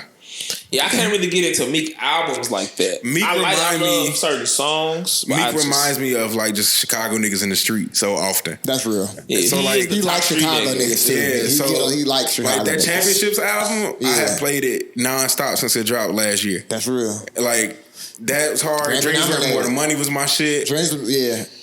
My favorite project from him was when we was at college. What was like the mixtape series? Dream Chasers. Yeah, that was my favorite Meek project. See, I ain't like Dream Chasing Meek. I ain't like Meek until like Dreams Worth More Than Money. So like, I mean, like, everybody like Dreams and Nightmares, but like I like the album right after that. That's We Ball and all that stuff, right? Dreams Worth More Than Money. Nah, that's the one where it had Jump Out the Face with Future. It had the 2 Nicki songs on it. I did like that album. It had. So which one was the one we bought? Like a Negro Spiritual. Which one was the new Bugatti? That shit was on there. Which one was the we bought? We Young Thug in there. That was DC4. That's when he had got out of jail the last time. That was DC4. Okay, DC4 was raw. One of my favorite songs was the God trying to fuck a lot of business. On the regular. So that's one of the best songs to me. I'm not late for the week. Meek's my nigga. Levels. When he was Levels. Meek is cold. That's my nigga. Meek is my nigga. Like if I had to have a rapper friend right now, it would be Meek. You fuck St. And Hans. Dom instead of taking St. Dom Claus. is executive producing the Game album now. It's like I like the Dom because how the game is tough. Yeah, how he took his career like on some laid back shit, but he really been in the mix. Like the truth starting to come out more and more. The older he get, like even with the Nip shit, like his legacy is just. It's cemented. You never seen it. Yeah. It's cemented. I like the Game, but he do corny shit. Yeah, I don't like the Game as a man. But as a rapper, he makes a fire album. Yeah, I don't know. But he can rap his ass off. Yeah. Like. Right. So, yeah, man. We're going to get out of here. Yeah, we can go home for days, man. We go back into it. Yeah, we go, bro. We just start all over. Tanel, you got any last words for us today? Rest in peace to my grandfather, for sure. First and foremost. Rest in peace, Daddy Fred. Fred Buffer Jr. And the donut man himself. I'm trying to think, man. I don't really got too much wisdom today, for real. Like, I mean, what is today? Today the 23rd? Yeah. Oh, you know what's fucked up? What? Today was my grandfather's birthday. It's crazy, man. And then we see each other. But today was my grandfather's birthday. I'm just feeling like power. You know what I'm saying? Like, let the truth be what it is, man. Love your people. It's no beginning or ending to this shit. You know what I'm saying? So the shit you do now, make sure you looking at what you're doing in a way to where it's like, know that your legacy can live on. So what you're doing right now is important because we all got to have our day. You know what I'm saying? So we all living our life for that day. Yeah. You know what I'm saying? When your shit end, that's when your shit start in real life. So be wise out here, understand what you're trying to do so you can really move in the power that you need to move in, especially being in the era we in as black men. Like we was talking about the other day, like we a permanent underclass right now. Like the game going on and we down 30. Yeah, it's tough. Maybe we might be down 50, but we can't quit. We got to keep going. For sure. You know what I'm saying? So rest in peace, Daddy Fred. Rest in peace, Nip. Rest in peace, Nip. We say that, every show, rest in peace, Nip, man. Rest in peace, Nip. That shit changed my life, too. Yeah. So, it's the Backcourt Souls. Everybody, enjoy your life. Stay black. Even if you're not black. Stay Shout black. out to all the women, too. Yeah. Peace. Run that turn album. You gonna hit that shit and literally listen to what he's saying, dog? And literally listen to